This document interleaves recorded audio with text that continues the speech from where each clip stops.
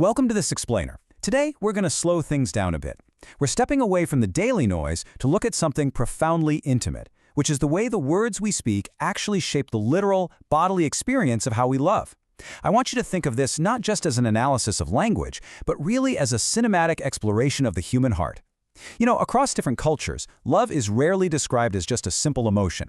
It transforms. It becomes physical distance, a shift in gravity, a sudden blindness, or this undeniable ache radiating from the center of the self. So today, we're exploring the geometry of longing.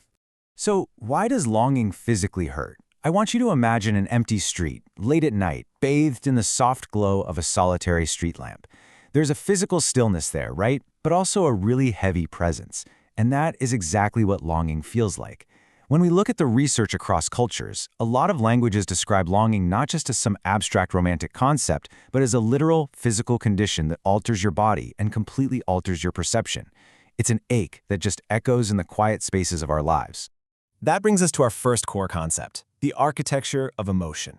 And to build on that, let's start with English and what we can call the weight of falling.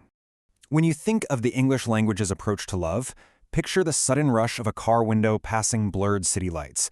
There's speed, there's motion, and most importantly, there's a sudden, deeply disorienting loss of control. Just consider the physics embedded in a phrase we use literally every single day, falling in love. We say it so casually that we completely forget how dramatic it actually is. The English language treats love like gravity. It's this external, destabilizing force. The logic here is that you, the individual, completely lose your stable balance. You're standing firm one moment, and the next, you're just falling through space. You completely surrender to the drop. And as we fall, well, we also lose our sight. Love is blind. The metaphor system in English intimately pairs this loss of physical balance with a total loss of visual clarity. Emotion changes your vision. It distorts rational perception and judgment. It's a state of really profound vulnerability. You're falling, and you have absolutely no idea where you're going to land, so the language basically bakes impaired perception directly into the romantic experience. And when that fall ultimately results in loss, the English language maps it directly onto the physical body as heartache. It's not just sadness, it is a literal ache. Emotional pain becomes physical pain, located precisely in the chest. Longing is embodied here. The psychological layer of grief translates into a very real, very heavy physical sensation right at the center of the ribcage. Let's completely shift our atmosphere for this next section. We're moving into Turkish, the overflowing soul. Imagine stepping out of that rushing, blurring city and into a really quiet, softly lit room. Picture rain sliding down the window panes, maybe the sight of handwritten letters just resting on a wooden desk. We're moving deeply inward here. In Turkish, we find the phrase gönül bağı. It translates literally to a bond of the soul or the heart. But Turkish emotional language does something absolutely fascinating. It actually separates this concept of gönül, the spiritual heart, from the biological beating heart in your chest. Love here becomes a profound spiritual connection rather than just mere physical attraction. It forms an invisible, almost unbreakable tether between two people. And this next phrase brilliantly illustrates the intensity of that internal state. İçi içine sığmamak. I just want you to let the literal translation of that wash over you for a second. One's inside cannot fit into itself.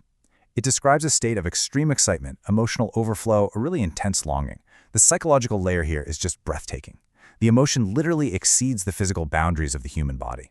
The feeling is so vast, your physical form simply cannot contain it. But when that immense, overflowing connection brings sadness, the body mapping in Turkish is incredibly visceral. Yüreği burkulmak, the heart twists. Longing creates a deep, twisting ache right at the physical center of the self.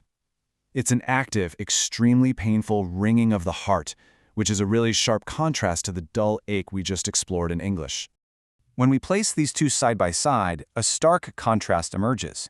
We see the English experience of destabilization and gravity right up against the Turkish experience of spiritual bonds and internal overflow. English presents a sudden, disorienting external force acting upon you, but Turkish presents a swelling internal spiritual pressure building up inside you. It's essentially the difference between being pulled to the earth and expanding completely beyond your own skin. Now, let's travel north. This is Lithuania, the quiet distance. For this one, I want you to visualize distant, dark silhouettes against a pale, cold sky. Picture a quiet train station where the snow just absorbs all the ambient sound. The Lithuanian expression of longing begins with a really stark, simple truth. Širdis skauda, meaning the heart hurts. There's no elaborate metaphor of falling here, no poetic twisting. The cultural logic treats love and grief as direct bodily suffering. It is a quiet, undeniable, and lingering physical ache. What is truly captivating about Lithuanian emotional language is how it uses spatial metaphors. It frequently associates love and longing with absence, with silence, and specifically with winter. It stretches love across a vast, melancholic physical space. Distance isn't just an obstacle to love in this language. Distance is actually treated as a core, beautiful component of the love itself. So in this cultural perspective, love is calm, it's melancholic, and it's restrained. It's emotionally completely still. It is totally devoid of the chaotic panic of the English fall, and it lacks the overflowing pressure of the Turkish inside. It is literally just a quiet breath in a cold room, holding space for someone who is far away. As we pull all these threads together, we arrive at our final section, the universality of ake. Synthesizing everything we've explored really reveals three distinct emotional spaces. In English, we navigate a destabilizing space defined by gravity and blindness. Over in Turkish, we exist in an overflowing space built heavily on spiritual attachment. And in Lithuanian, we inhabit a distant space characterized by silence and winter. But whether it's gravity, an overflowing soul, or a quiet winter distance, the unifying truth across all these landscapes is vulnerability. The words change, the exact geometry of the feeling changes, but the core human condition remains identical. We all feel the ache. As we close out this explainer, I want to leave you with one final, slightly provocative thought. If the language you speak literally dictates the physical way you feel, what shape does your longing take? Does it pull you down? Does it spill out of you? Or does it stretch out quietly across the snow?